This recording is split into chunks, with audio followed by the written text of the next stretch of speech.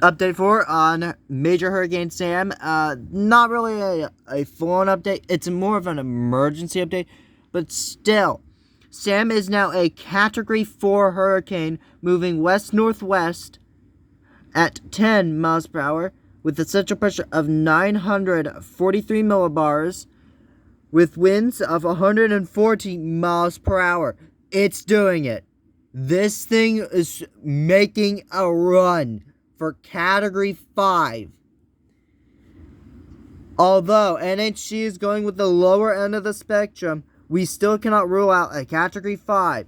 NHC is expecting a 150 mile per hour peak from Sam. Sam is a very small system and might be able to pull off a Category 5 run.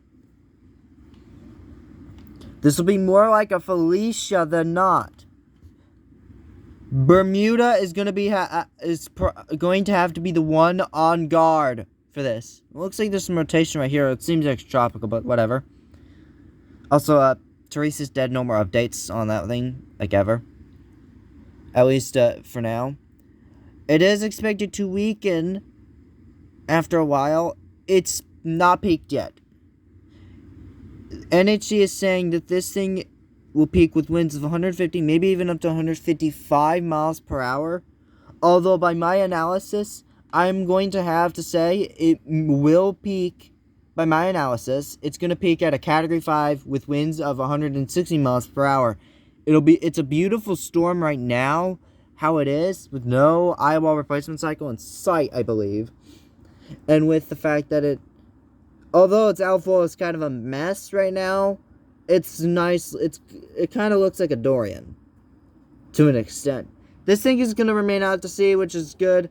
Although the most likely land areas that will be impacted will either be Bermuda or maybe even the U.S. East Coast, and potentially the Atlantic Canadian provinces, particularly Newfoundland, New Brunswick, Nova Scotia, or Prince Edward Island, or PEI. The leewards are still going to have to watch this, because if this goes on a much more southward jog and hugs the bottom end of this, some of these islands right here might actually get major hurricane conditions if the storm does enlarge, which is unlikely. Although impacts are going to be felt from the system with large swells that will be impacting land areas, like many land areas in the Atlantic right over around here. Basically. It's been on that strengthening trend. It was a tropical depression about almost 3 days ago. Then it became a storm at 10 a.m. CDT on September 23rd. It's now just about 54 hours later, and it's already a Category 4. So its rapid intensification is still happening.